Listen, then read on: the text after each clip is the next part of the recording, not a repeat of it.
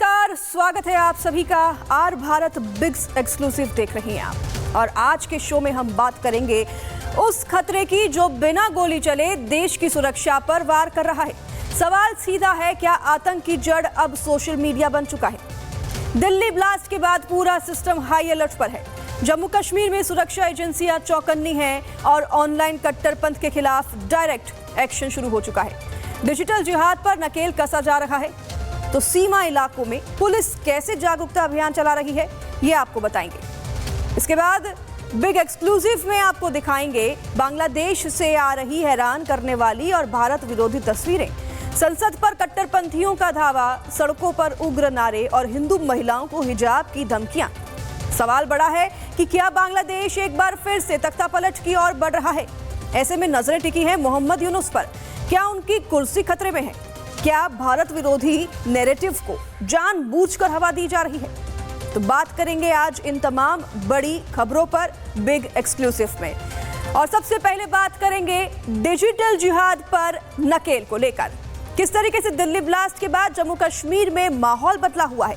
सुरक्षा एजेंसियां alert mode पर हैं और पुलिस ने साफ कह दिया है कि खतरा अब सिर्फ सीमा पर नहीं बल्कि मोबाइल स्क्रीन के अंदर से भी आ रहा है। सीमावर्ती इलाकों में जागरूकता अभियान तेज कर दिया गया है और यहां पर लोगों से अपील की जा रही है कि आप इंटरनेट पर ध्यान रखें, बच्चों के मोबाइल पर ध्यान रखें।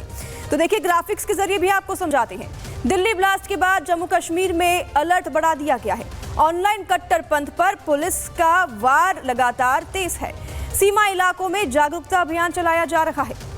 जम्मू कश्मीर में पुलिस की दो टूक है, सीधे सीधे बच्चों के फोन में सबसे बड़ा खतरा छिपा हुआ है और लोगों को आगाह किया जा रहा है कि उन पर नजर बनाए रखें।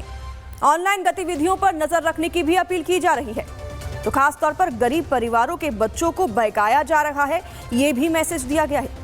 जिहाद के नाम पर युवाओं को गुमराह करने की साजिश रची जा रही है, ये भी मैसेज दिया गया है और जागरूकता अभियान चलाया जा रहा है। लोगों से अपील की जा रही है कि आप इंटरनेट पर नजरें बनाए रखें, खास तौर पर बच्चों के मोबाइल पर नजरें बनाए रखें।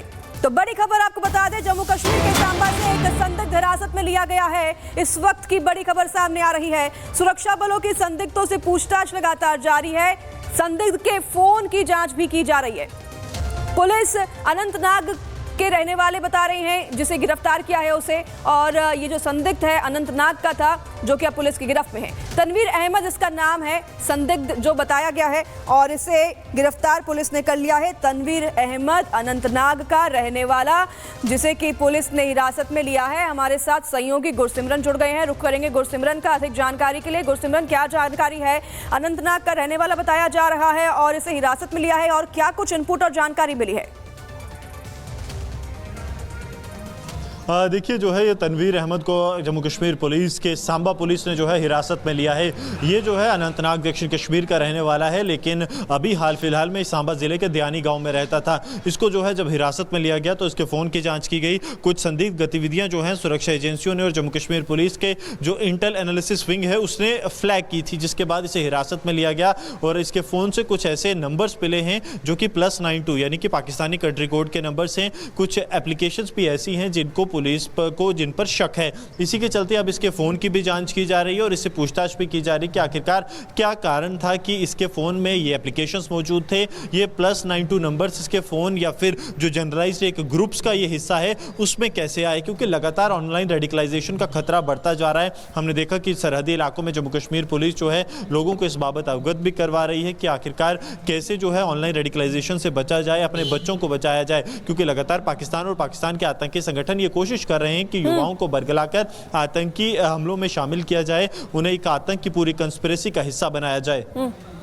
ठीक है गुरसिमरन, लौटेंगे आपके पास, आप बने रहिए। बता दें आपको कि दिल्ली ब्लास्ट के बाद किस तरीके से एक्शन तेज हो गया है। हमारे सहयोगी गुरसिमरन ने भी बताया, अभी हाल फिलहाल में हिरासत में लिया गया है एक संदिग्ध जिससे भी पूछताछ की जा रही है। तो दिल्ली ब्लास्ट के बाद एक्शन तेज हो गया है जम्मू कश्मीर पुलिस की। अब ये नई पहल है, पुलिस ने एक विशेष वेब पोर्टल लॉन्च किया है। किराएदार वेरिफिकेशन के लिए ये वेब पोर्टल लॉन्च किया गया है। नौकरों पर निगरानी को लेकर ये नई मुहिम शुरू की गई है। पोर्टल के जरिए किराएदारों की ऑनलाइन विवरण हो रही है, चेकिंग हो रही है।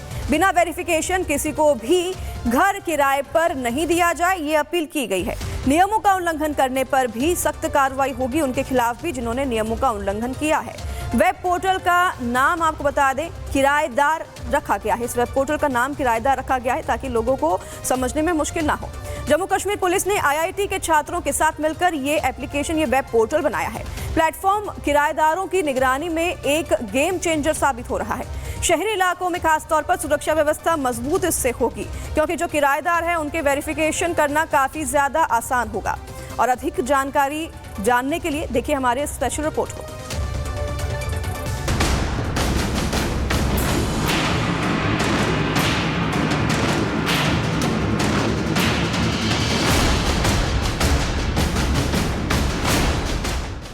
दिल्ली में हुए हालिया ब्लास्ट के बाद जम्मू कश्मीर पुलिस ने सुरक्षा को लेकर मल्टी लेयर एक्शन प्लान लागू कर दिया है।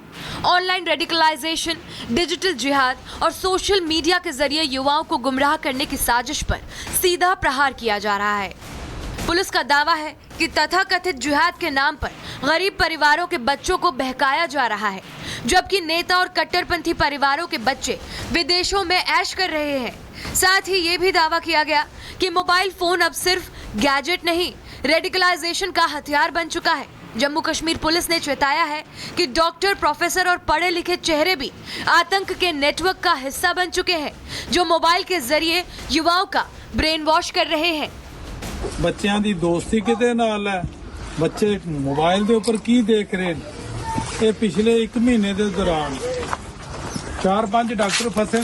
ਦੇਖੋ ਕੱਲੇ ਪੁੱਤਰਾਂ ਲੋਕਾਂ ਦੇ ਡਾਕਟਰ ਬਣਾਏ, ਬੱਚਿਆਂ ਨੂੰ ਮੋਬਾਈਲ ਦੇ ਥਰੂ ਜਾਂ ਕਿਤੋਂ ਹੈਦਰਾਬਾਦ ਤੋਂ ਜਾਂ ਕਸ਼ਮੀਰ ਤੋਂ ਉਹ ਜਿਹੜੇ ਰੈਡੀਕਲਾਈਜੇਸ਼ਨ ਕੀਤੀ ਗਈ, ਬੱਚਿਆਂ ਨੂੰ ਮੋਟੀਵੇਟ ਕੀਤਾ ਗਿਆ, ਉਹਨਾਂ ਨੂੰ ਗਲਤ ਰਾਹ ਦੇ। ਤੁਸੀਂ ਦੇਖੋ ਤੁਹਾਡੇ ਲੀਡਰ ਜਿਹੜੇ ਰਹੇ ਨੇ, ਜਿਹੜੇ ਨੇ ਐਜੀਟੇਸ਼ਨ ਚਲਾਈ 99 ਤੋਂ ਲੈ ਕੇ, ਉਹਨਾਂ ਦੇ ਬੱਚੇ ਦੇਖੋ ਕਿਸੇ ਦੇ ਸਊਦੀ ਅਰਬ ਹਨ, ਕਿਸੇ ਦੇ ਡਾਕਟਰ ਹੈ, ਕਿਸੇ ਦਾ ਭਾਈ ਵੱਡੀਆਂ ਪੋਸਟਾਂ ਤੇ ਬੈਠੇ।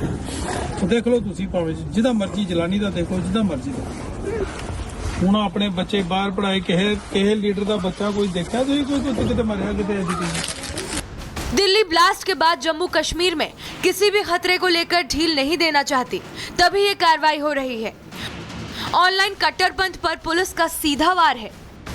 पुलिस के जो वरिष्ठ अधिकारी हैं वो आप देखेंगे तो आम लोगों से जो है बातचीत करें और इस बातचीत के दौरान इन लोगों को ये समझाया जा रहा है कि अपने बच्चों के मोबाइल यूसेज पर जो है नज़र रखें। कारण ये बताया गया है कि जिस तरह से अभी डॉक्टर्स मॉड्यूल का भंडाफोड़ हुआ, उसके अलावा आपको याद होगा कि जम्मू में जो है एक 19 साल के युवक मोहम्मद साजिद की गिरफ्तारी हुई, जो कि रहने वाला रियासी का था लेकिन यहाँ पर रहता था, और ऑनलाइन इंस्टाग्राम के जरिए उसे बरगलाया गया कि वो फिदाइन बॉम्बिंग के लिए तैयार था। तो इस तरह से सोशल मीडिया का इस्तेमाल करके लगातार पाकिस्तान में बैठे आतंकी जो हैं वो जम्मू कश्मीर में हालात खराब करना चाहते हैं और युवाओं को बरगलाकर आतंकी गुटों में शामिल करना चाहते हैं।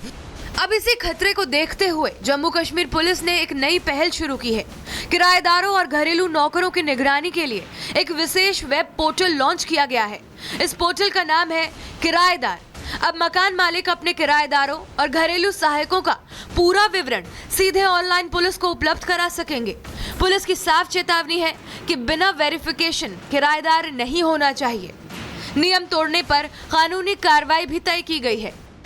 आप अपने घर में बैठ के गूगल पे जाके इस पोर्टल को डाउनलोड कर सकते हैं, ओपन कर सकते हैं सर्च इंजन को। उसमें हमारा एक एड्रेस जो है उसको टाइप कर सकते हैं, tenet.verify.in, जिसमें इंटरफेस जो है अलग अलग इंटरफेस खुलते जाएंगे जैसे जैसे आप आगे बढ़ते जाएंगे, और आपकी जो वेरिफिकेशन की प्रक्रिया है वो पूरी हो जाएगी।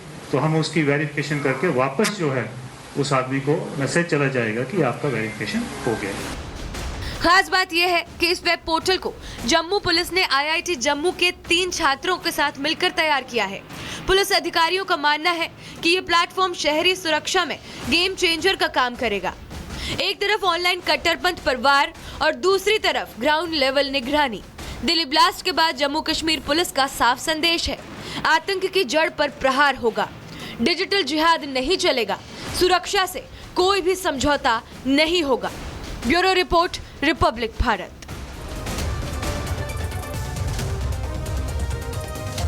तो सीधा रुख करेंगे हमारे सहयोगी गुरसिमरन का। गुरसिमरन, क्या जानकारी आपके पास इस एप्लीकेशन वेब पोर्टल को लेकर और किस तरीके से इसे यूज़ किया जाए, किसके लिए नियमों जो हैं वो लगाए गए हैं, किराएदार के लिए और जो ओनर है क्या उनके लिए भी कुछ नियम है इस एप्लीकेशन और वेब पोर्टल को लेकर?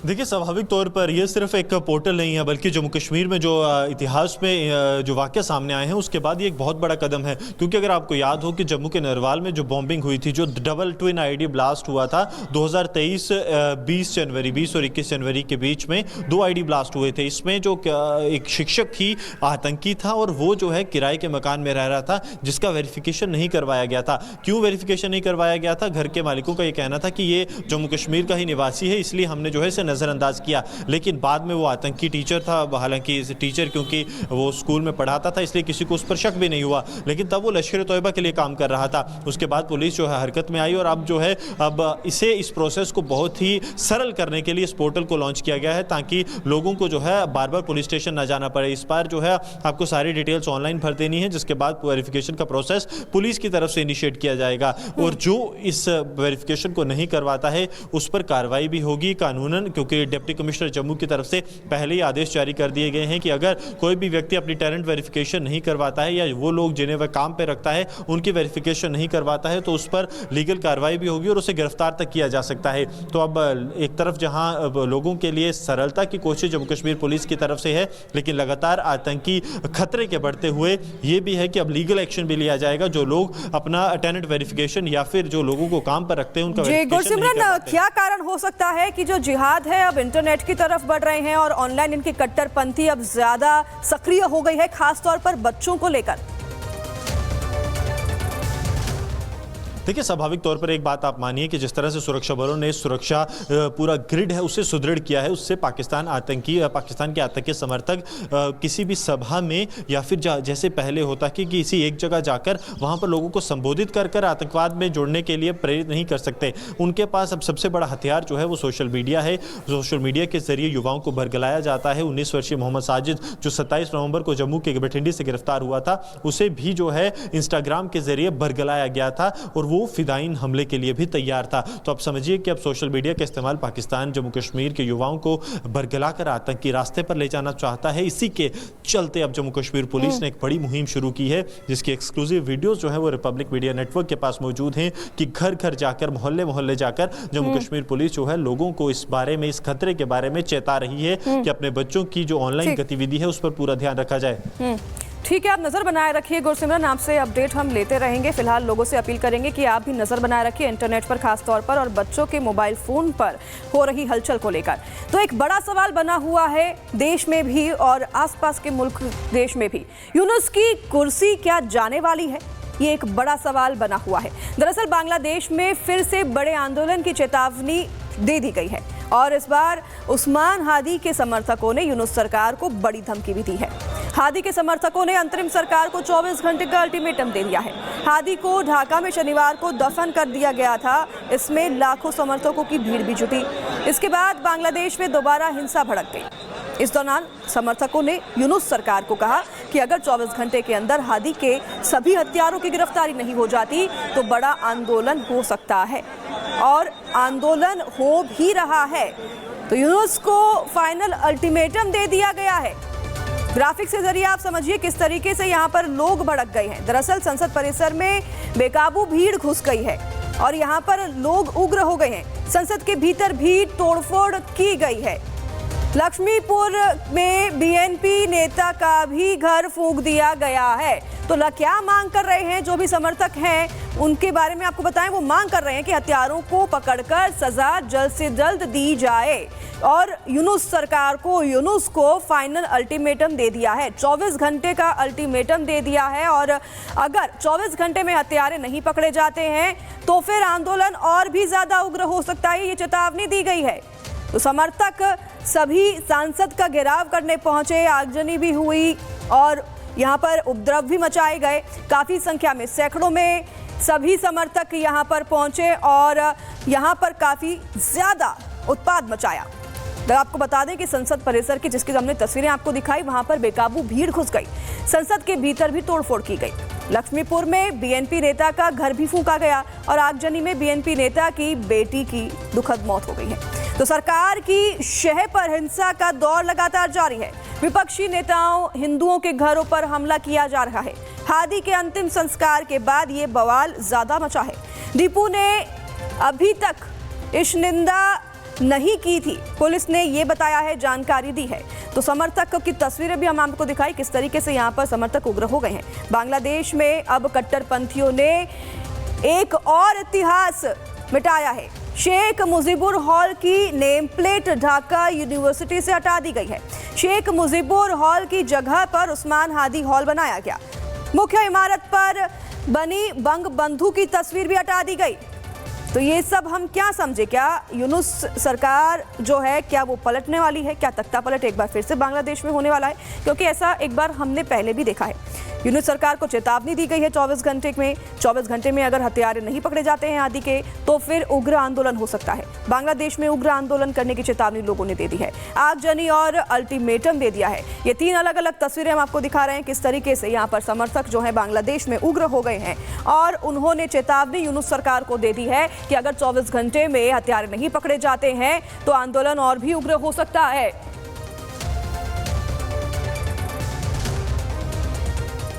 तो इसी बीच बांग्लादेश में हिंदुओं को भी टारगेट किया जा रहा है। हिंदू महिलाओं को धमकी दी जा रही है। बांग्लादेशी कट्टरपंथी ने कहा कि ये एक मुस्लिम देश है, हिंदू महिलाओं को बुर्का या हिजाब पहनने के लिए मजबूर किया जाना चाहिए या अगर वे मना करती हैं तो दिन दहाड़े उनकी लिंचिंग की जाएगी। ये खुलेआम कहा जा रहा है। बांग्लादेश में हिंदू महिलाओं को आखिरकार क्यों टारगेट किया जा रहा है, अभी तक ये कारण सामने नहीं आया है, लेकिन बांग्लादेश में ऐसा अक्सर होता आया है कि हिंदुओं को टारगेट किया जाता है। अब हिंदू महिलाओं को भी टारगेट किया जा रहा है और ये लाइव तस्वीरें आप देखिए। आर भारत की एक स्पेशल रिपोर्ट भी आपको दिखाएंगे।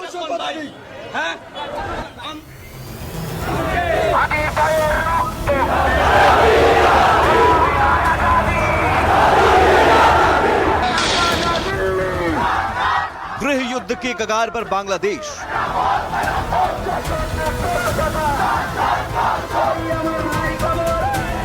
बेकाबू हो गए यूनुस के प्यादे।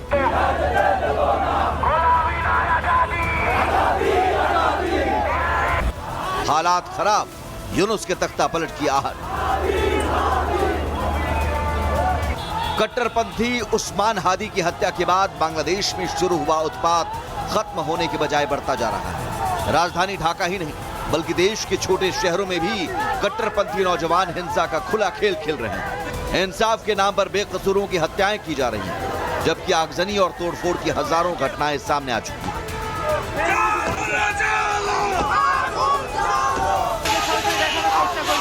लेकिन लगता है कि अब जिन कट्टरपंथियों को यूनुस सरकार शह दे रही थी वही अब उसके गले की फांस बन सकते हैं। दरअसल शरीफ उस्मान हादी नाम के युवक की हत्या के बाद बांग्लादेश के हालात तेजी से बदल गए हैं। हादी की पहचान एक कट्टरपंथी और भारत विरोधी नेता के रूप में थी, जिसने शेख हसीना सरकार के तख्तापलट के लिए हुए आंदोलन में अहम भूमिका निभाई थी।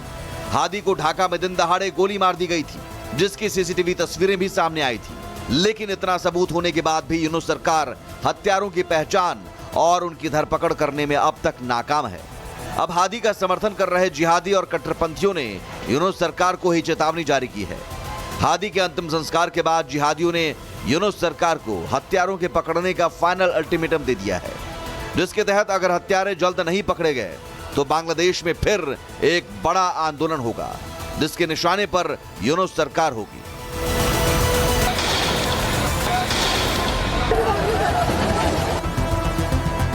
हसीना सरकार के तख्तापलट के बाद बांग्लादेश में कट्टरपंथी और जिहादी ताकतें हावी हो गई हैं। इन शक्तियों को यूनुस सरकार का खुला समर्थन है, जिसकी वजह से हादी की मौत के बाद शुरू हुआ उत्पात हिंसक रूप से बढ़ता गया।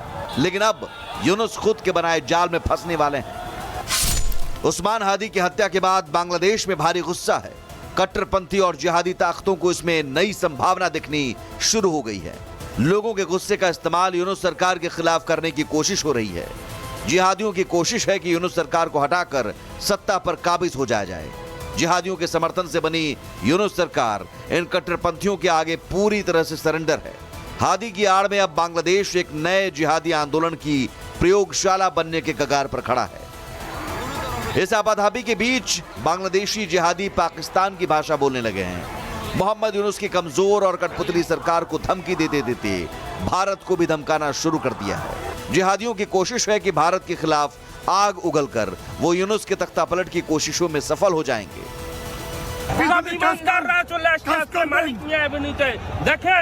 দেখেন ভারত দেখে নেন, আপনাদের পারমাণবিক অস্ত্র কোনো কাজে লাগবে না, আমরা আলু ভর্তা করে খেয়ে ফেলবো ইনশাআল্লাহ। आपको बता दें, बांग्लादेश में चल रहे जिहादी उत्पात का खामियाजा वहां के अल्पसंख्यक हिंदुओं को भी भुगतना पड़ रहा है। हादी की मौत के कुछ ही घंटों के बाद दीपू दास नाम के हिंदू युवक की मॉब लिंचिंग की गई। यहां तक कि दीपू के शव को बीच सड़क पर टांग कर उसे आग के हवाले कर दिया गया। जिहादी कट्टरपंथी यही नहीं रुके, अब उन्होंने सड़क पर गुजरने वाली हिंदू महिलाओं को बुर्का और हिजाब पहनने का आदेश दिया है। जिहादियों का कहना है कि हिंदुओं को अगर बांग्लादेश में रहना है तो उन्हें भी शरिया के हिसाब से ही रहना होगा।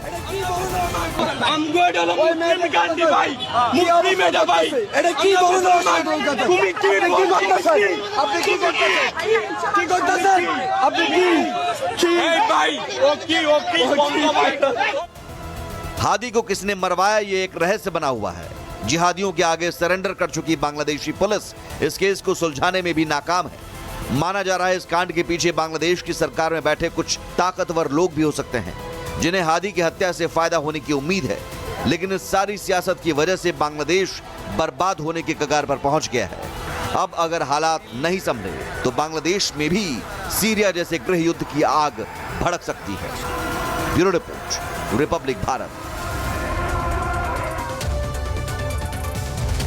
अब बांग्लादेश में एक सवाल तेजी से उठ रहा है कि क्या हादी की हत्या के पीछे यूनुस का हाथ है।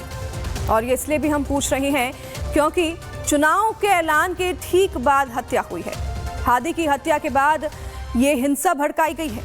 उपद्रवियों को रोकने की कोई कोशिश नहीं की गई। बवाल में यूनुस के विरोधियों को टारगेट किया गया। आवामी बीएनपी नेताओं पर हमले किए गए। हिंसा की आड़ में चुनाव टालने की साजिश रची गई। इतना ही नहीं, चुनाव होने पर गद्दी से हट सकते हैं यूनुस, अब ये भी चर्चा है।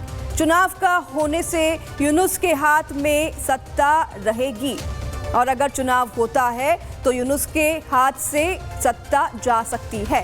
तो हादी की मौत में यूनुस को क्या फायदा हुआ है, ये भी बड़ा सवाल है। चुनाव टलने का मौका और गद्दी सुरक्षित। देखिए, दरअसल कट्टरपंथियों से विरोधियों को निपटाया गया। आवामी लीग बीएनपी को दबाने का भी मौका मिला। जिहादियों का प्रिय बनने का भी मौका मिला है। तो ये तमाम बातें इस तरफ इशारा करती है क्या यूनुस को इससे कोई फायदा हो रहा है। तो वहीं ऑल इंडिया इमाम ऑर्गेनाइजेशन के चीफ इमाम डॉक्टर उमर अहमद इलियासी ने रिपब्लिक भारत से खास बातचीत की है और कहा कि बांग्लादेश में ये पहली घटना नहीं है। वहां पर हिंदू औरतों की इज्जत लूटी जा रही है।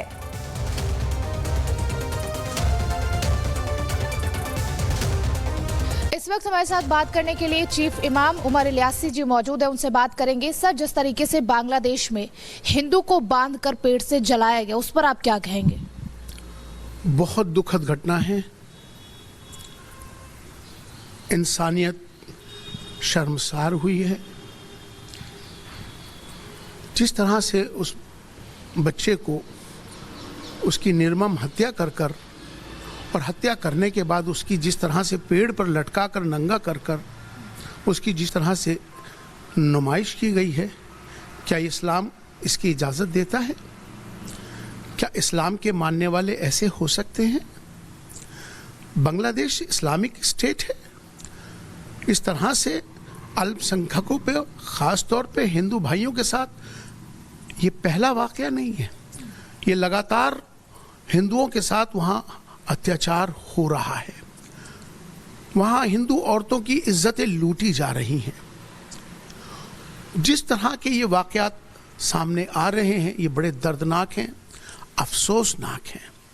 लेकिन सर, ये बात आप कह रहे हैं पूरी दुनिया को उठकर खड़ा होना चाहिए और आवाज़ उठानी चाहिए, लेकिन अच्छे मुसलमान और कहाँ हैं? और जिस तरीके से वो उग्र भीड़ जलाती हुई दिख रही है, लाखों की संख्या है, उसमें क्या एक भी जो मुसलमान है वो शांति का प्रतीक बताते हुए वहां पर कोई भी बात उसने नहीं उठाई कि हमें बचाना चाहिए। बाकी सारी मुस्लिम भीड़ जो है वो उसको पूरे तरीके से मारती नजर आ रही है, जलाती नजर आ रही है।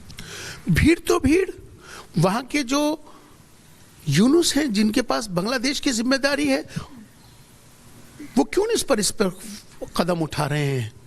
क्यों आज़ादी दे दी उन पब्लिक को कि जो मर्जी चाहे कर लें? कोई लॉ एंड ऑर्डर नहीं है। बहुत दुख की बात है। मुझे दुख इस बात का है, मेरी बड़ी जिम्मेदारी इसलिए बनती कि मैं चीफ इमाम होने के नाते मुझे दुख लग रहा है कि कहाँ गई तुम्हारी इंसानियत? तुम इस्लाम के मानने वाले हो, मोहम्मद सल्लल्लाहु अलैहि वसल्लम के मानने वाले हो। इस्लाम बचाने का नाम है, मारने का नाम नहीं है। अब बांग्लादेश में एक सवाल तेजी से उठ रहा है कि क्या हादी की हत्या के पीछे यूनुस का हाथ है? और ये इसलिए भी हम पूछ रहे हैं क्योंकि चुनाव के ऐलान के ठीक बाद हत्या हुई है। हादी की हत्या के बाद ये हिंसा भड़काई गई है। उपद्रवियों को रोकने की कोई कोशिश नहीं की गई। बवाल में यूनुस के विरोधियों को टारगेट किया गया। आवामी बीएनपी नेताओं पर हमले किए गए। हिंसा की आड़ में चुनाव टालने की साजिश रची गई। इतना ही नहीं, चुनाव होने पर गद्दी से हट सकते हैं यूनुस, अब ये भी चर्चा है। चुनाव का होने से यूनुस के हाथ में सत्ता रहेगी और अगर चुनाव होता है तो यूनुस के हाथ से सत्ता जा सकती है। तो हादी की मौत में यूनुस को क्या फायदा हुआ है, ये भी बड़ा सवाल है। चुनाव टलने का मौका और गद्दी सुरक्षित। देखिए, दरअसल कट्टरपंथियों से विरोधियों को निपटाया गया। आवामी लीग बीएनपी को दबाने का भी मौका मिला। जिहादियों का प्रिय बनने का भी मौका मिला है। तो ये तमाम बातें इस तरफ इशारा करती है, क्या यूनुस को इससे कोई फायदा हो रहा है? तो वहीं ऑल इंडिया इमाम ऑर्गेनाइजेशन के चीफ इमाम डॉक्टर उमर अहमद इलियासी ने रिपब्लिक भारत से खास बातचीत की है और कहा कि बांग्लादेश में ये पहली घटना नहीं है। वहां पर हिंदू औरतों की इज्जत लूटी जा रही है।